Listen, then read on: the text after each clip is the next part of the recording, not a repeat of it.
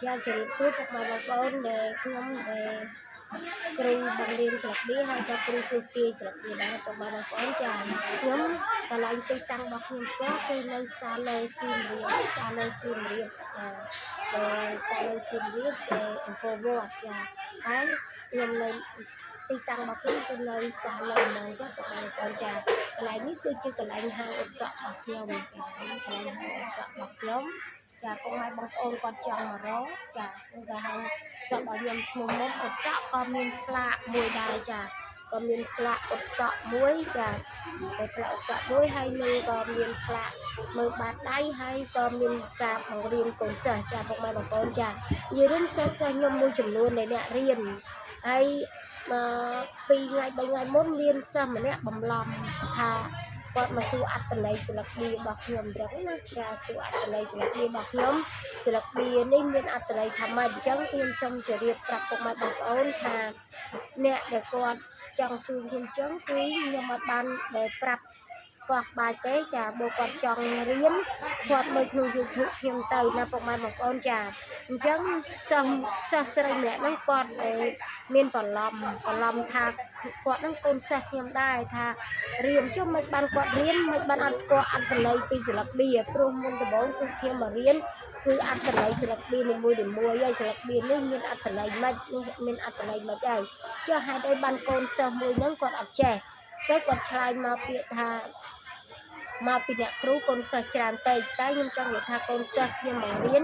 ច្រើនមែនពិតប៉ុន្តែខ្ញុំនៅមានការចំណានព្រោះនៅក្នុង Telegram ក៏មិនងាយលុបចោលដែរហើយក៏នៅក្នុង Facebook តាមឆាតតាមអីក៏មិនងាយលុបចោលដែរចាអញ្ចឹងខ្ញុំបរៀនកូនសិស្សមួយគឺគាត់ស្គាល់ពីអត្ថន័យស្លឹកបៀហើយមុនដំបូងតែដល់ពេលអញ្ចឹងមានអ្នកបន្លំថាគាត់ជាកូនសិស្សខ្ញុំអញ្ចឹងទោះបីគាត់បន្លំខ្ញុំមិនក៏ដោយក៏มันអាចទៅរួចមួយខ្ញុំដែរអញ្ចឹងពុកម៉ែបងប្អូនណាគាត់ចង់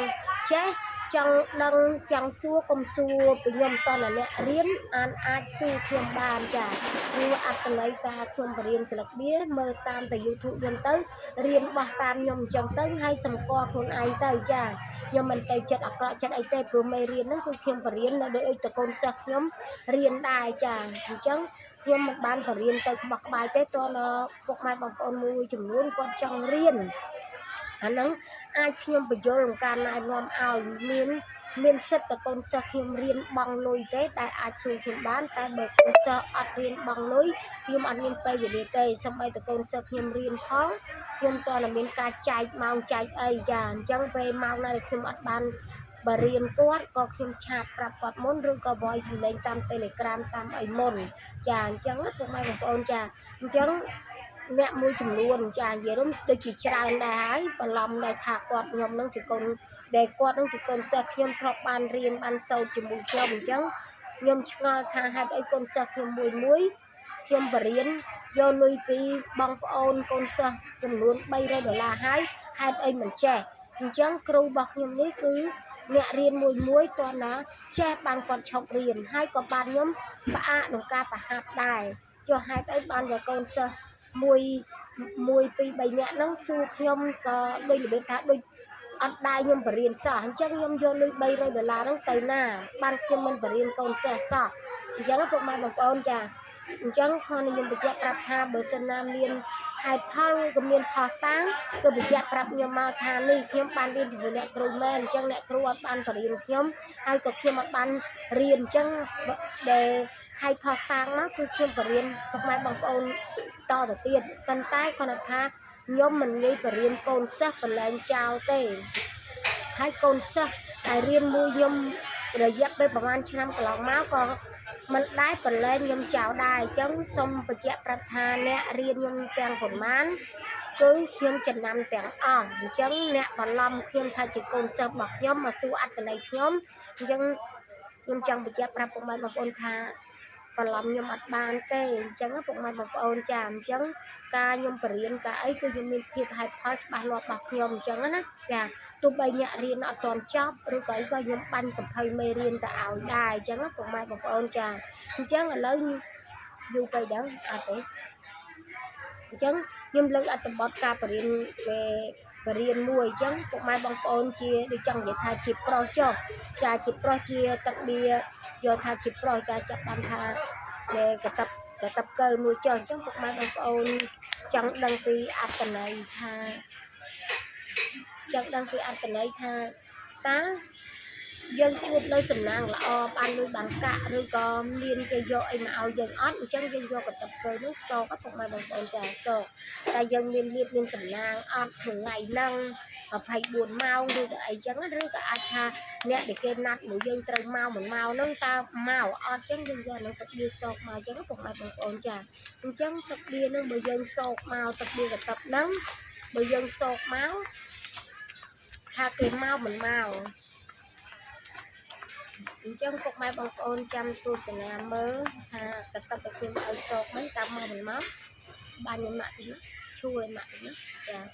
នេះឈួរលើកណាចាអញ្ចឹងកតាប់នេះមានន័យថាបើសិនណាទឹកបៀឈោនេះមានន័យថាអ្នកដែលគេណាត់ឬក៏រវល់លៀបដែលយើងត្រូវបាននោះគឺផ្អាកដំណើរសិនណាអញ្ចឹងប្រហែលជាថ្ងៃហ្នឹងលៀបត្រូវបានថ្ងៃហ្នឹងបានទេស្អែកឬខាងស្អែកបាន